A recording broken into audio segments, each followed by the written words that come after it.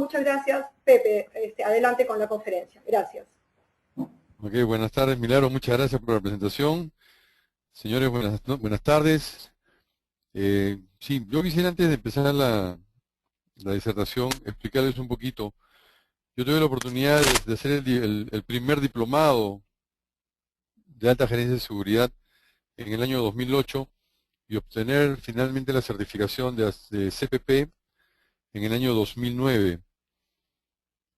A manera de experiencia personal, quiero manifestarles de que el obtener la certificación ha sido en mi carrera, en mi trabajo profesional, como el día y la noche.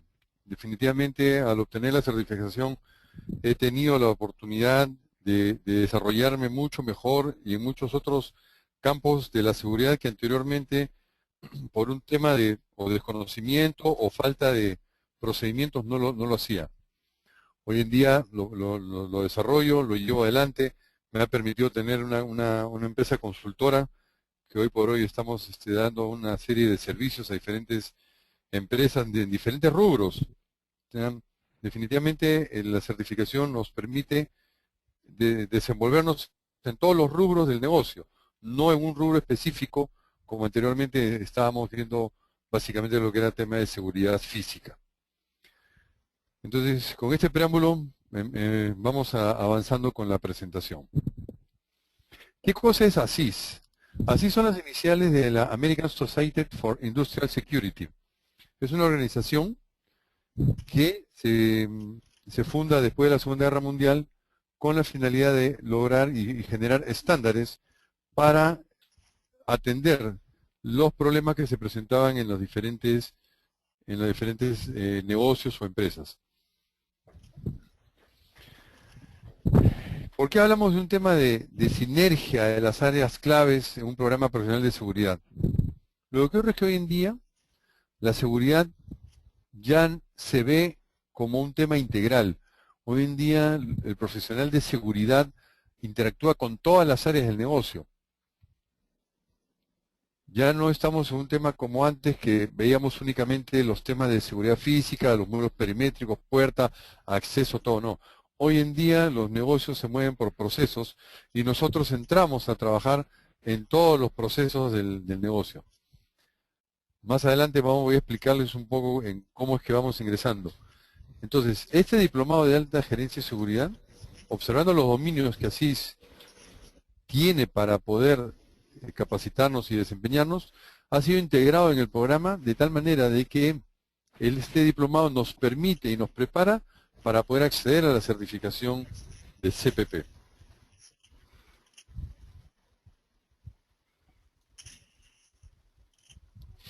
¿Qué cosa es la certificación CPP?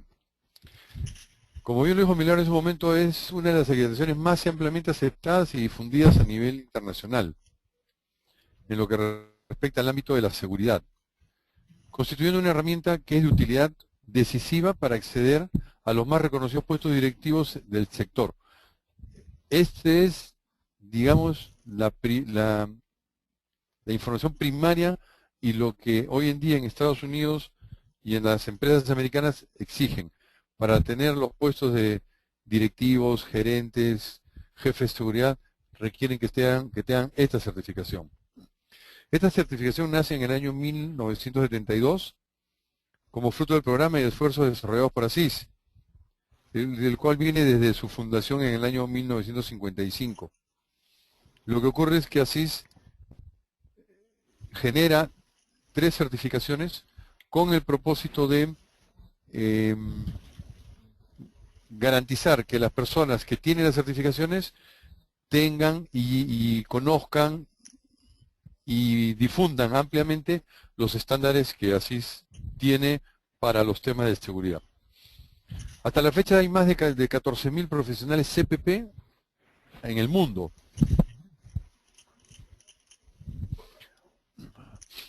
¿Por qué es que tenemos que prepararnos para atender los temas de seguridad? Vayamos hablando de lo que es el triángulo de protección de activos y las guías funcionales de seguridad. Cuando hablamos del tema de activos, estamos hablando de los procesos, instalaciones, personas, tecnología, comunicaciones, etc.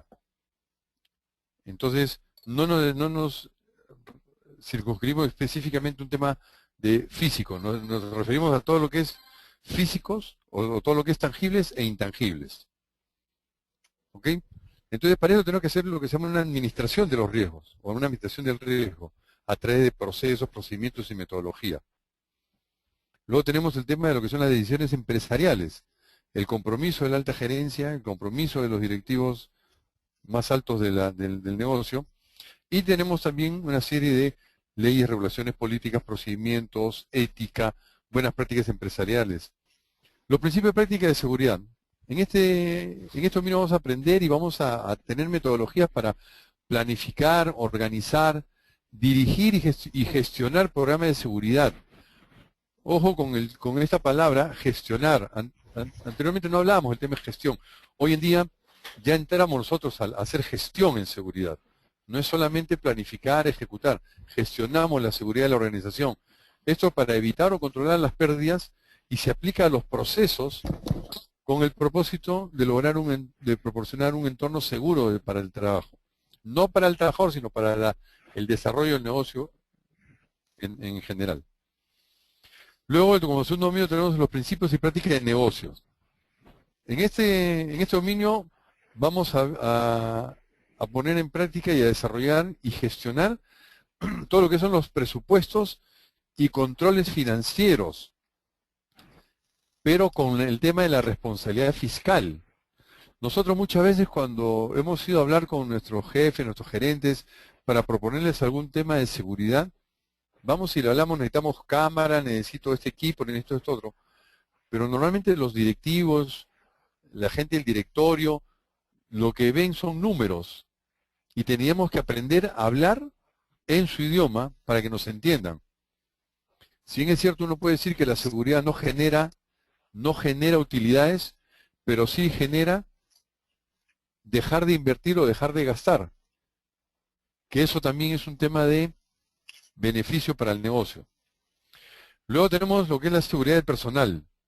Aquí vamos a desarrollar, implementar y gestionar todo lo que son investigaciones de antecedentes, y esto es en coordinación con los otros departamentos y agencias para identificar a aquellas personas a las cuales vayamos o a contratar o vayamos a proponer para ascenso, o simplemente por un tema rutinario, de acuerdo a la política del negocio, se tenga que hacer ciertos niveles de investigación de las personas.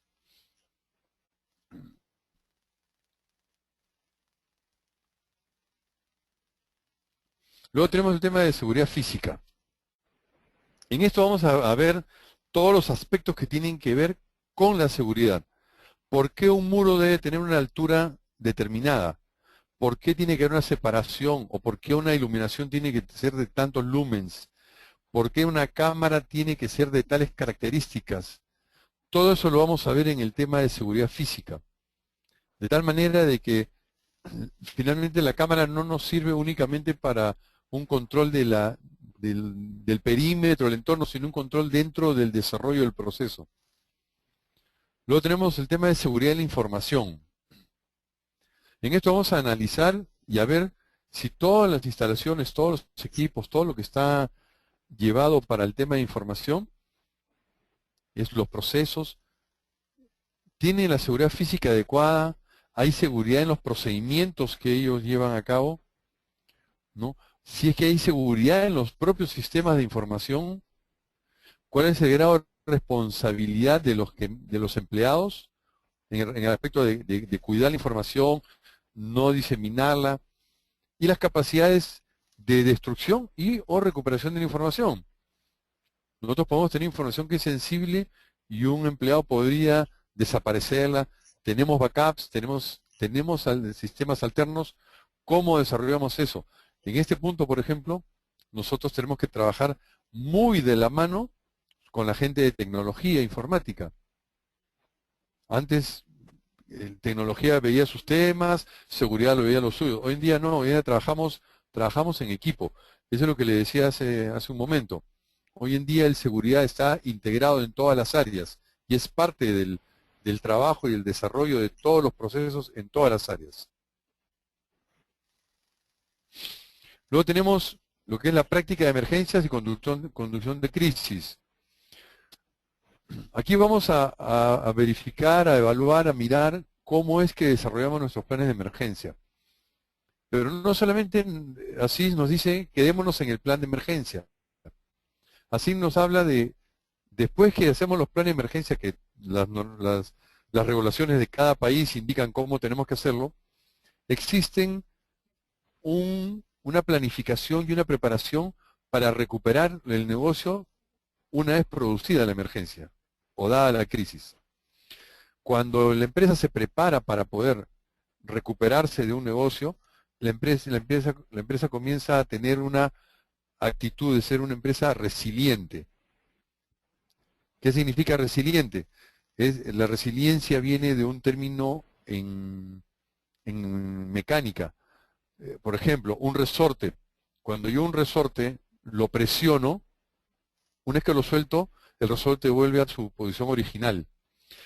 A eso se refiere la resiliencia en el negocio. Que cuando tenemos una crisis, esa presión sobre el resorte, una vez que se libera la crisis, el negocio tiene que estar en capacidad no de quedar donde estaba, sino tratar de estar inclusive mejor.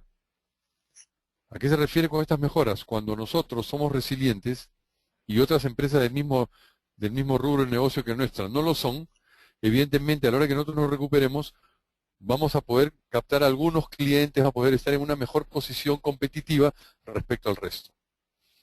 Y por último tenemos el tema de lo que son las investigaciones. Acá vamos a desarrollar y gestionar programas de investigación. Investigación en todo lo referente a situaciones que ocurran dentro de la empresa. Hay que gestionar el tema de las evidencias en caso que se presenten. Si es que ocurre algún problema, algún ilícito, y hay evidencias, vamos a aprender, vamos a saber cómo vamos a poderlas custodiar adecuadamente para que estas evidencias puedan ser utilizadas en las judicializaciones o en las investigaciones que la autoridad tenga bien llevar a cabo. También vamos a aprender y vamos a ver cómo llevar conducción de investigaciones especiales y lo que es muy importante, la conducción de entrevistas de investigación. Muchas veces tenemos problemas, tenemos que hablar con las personas involucradas en los diferentes ilícitos, de diferentes problemas presentados dentro del negocio y a veces no tenemos o no sabemos, no tenemos una metodología para llevar una adecuada entrevista con ellos. Esto vamos a verlo. Entonces, como hemos visto, todo lo que hemos conversado, finalmente la persona, el profesional de seguridad, abarca todas las áreas y todos los estamentos de la empresa. Ya no somos un ente separado. Hoy en día somos una parte importante de la producción del negocio. Esto es sin importar cuál es el rubro. Si nosotros estamos en una empresa textil, vamos a ver el tema de recepción, despacho, producción, almacenamiento, información, etcétera. Si vemos el tema, por ejemplo, en una notaría, un estudio de abogados, vamos a ver el manejo de la documentación, la confidencialidad de las reuniones, etcétera. O sea, hoy en día el profesional de seguridad no tiene una limitación como antes de alguna forma se dio. En la siguiente diapositiva les estoy mostrando la cantidad de miembros por capítulos, algunos de los países que ven acá, la cantidad de personas certificadas en CPP y en PSP, por ejemplo, ¿no? En el Perú actualmente somos más o menos 45 miembros, tenemos 8 certificados en CPP y 1 en PSP. Y así vamos viendo el resto de países, Chile, Ecuador, Argentina. Nosotros proponemos que haya cada vez mayor cantidad de personal debidamente certificado, de tal manera que la seguridad cada vez se profesionalice más y las personas hablemos el mismo idioma. Yo he tenido oportunidad, por ejemplo, hace 2 meses atrás, me llamó una persona de Argentina, que es el CEO de Shell. Se comunicó conmigo, me contactó, y ¿por qué me contactó? Porque venía a ver unos temas para la empresa acá en el Perú y quería que conversemos sobre los temas de seguridad del país.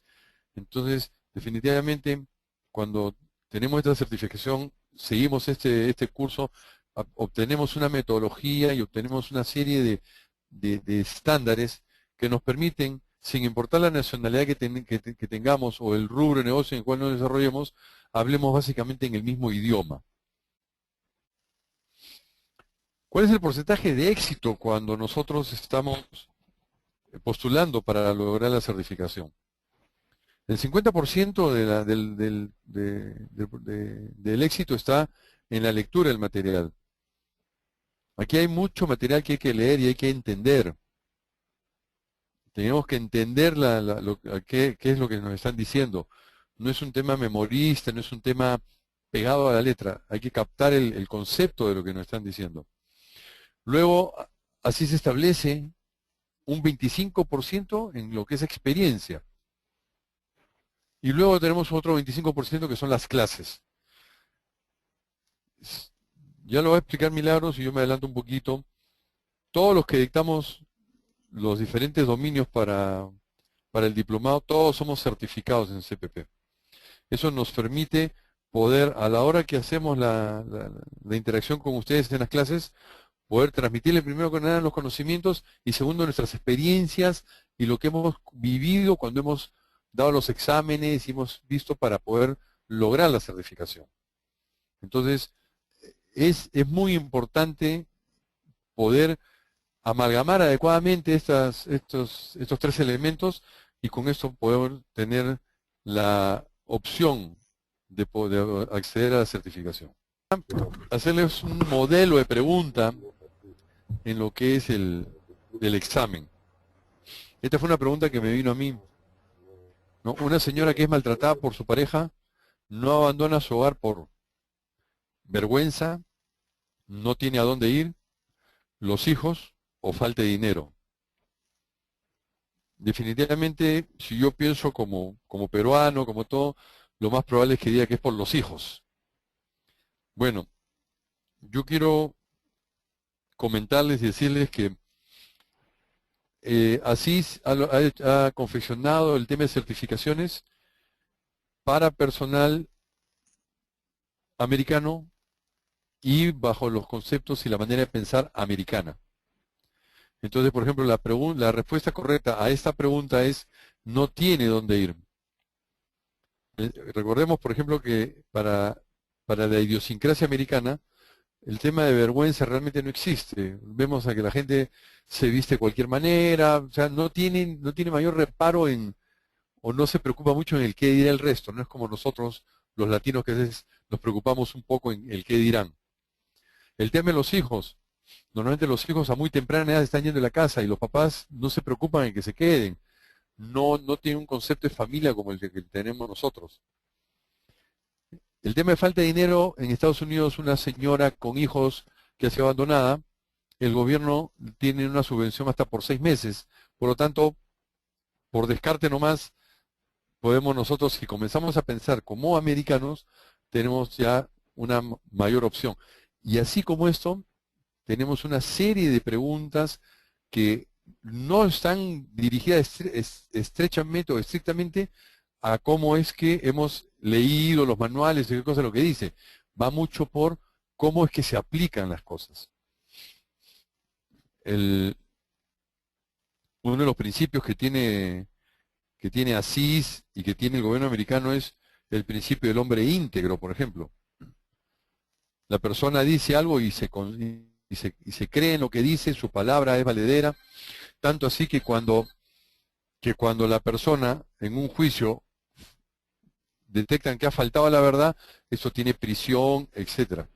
En nuestro país, por ejemplo en el Perú, tenemos y vemos muchas veces en la televisión que una persona es detenida, da una versión, después la vuelve a cambiar y la vuelve a cambiar y no pasa nada. Finalmente la última versión que dice es la que queda como valedera. Entonces no hay un principio estricto.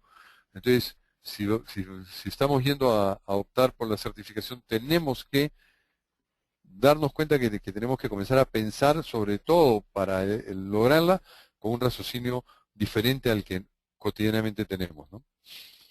Yo con esto quiero agradecerles por su atención y desearles éxitos en su certificación. Muchas gracias. Como les decía, el triángulo de protección de activos, y como les manifesté en un momento, consideramos activo a todo aquello que es o tangible o intangible del negocio. Si hablamos de tangible, podemos hablar del producto terminado, las instalaciones, la maquinaria. Si hablamos de intangible, podemos hablar de las comunicaciones, podemos hablar de la reputación de la empresa. Entonces, nosotros tenemos que preparar un programa para proteger todos esos activos, sobre todo aquellos que son más críticos para el negocio. Entonces, aquí entramos con un tema de lo que es la administración del riesgo.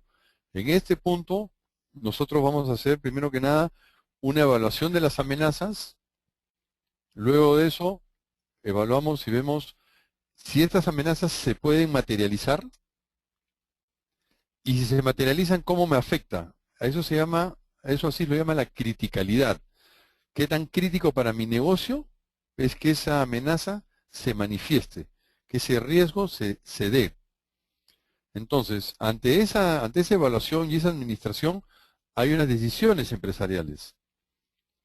Para eso hay que tener el compromiso y la participación muy activa de parte de la más alta gerencia.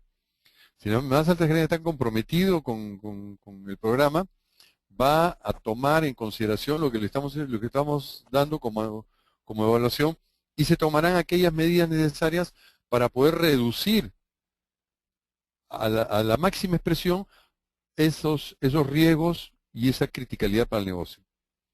Pero todo esto, como les dije, tiene que estar circunscrito dentro de las leyes, regulaciones y todas aquellas normas que de una u otra manera van a afectar o van a regular el negocio en el cual nos desarrollamos. Es importante tomar en consideración, por ejemplo, que si yo trabajo o tengo que ver el tema de seguridad en un tema de retail, tengo ciertas regulaciones que tengo que tomar en cuenta. Pero si trabajo, por ejemplo, en un tema de minería o un tema de exploración petrolera, si es en el mar, si es en tierra, existe una serie de regulaciones y normas que debo considerar cuando hago mi planeamiento. Entonces, nuevamente recalcamos que ya hoy en día el profesional de seguridad no se circunscribe a un tema de seguridad física. Somos parte integral del desarrollo del negocio. Y en muchos casos, nuestra participación pasa a ser un eje fundamental en el desarrollo, perdón, perdón, en el desarrollo del negocio propiamente dicho. No sé si quieran ustedes despedirse.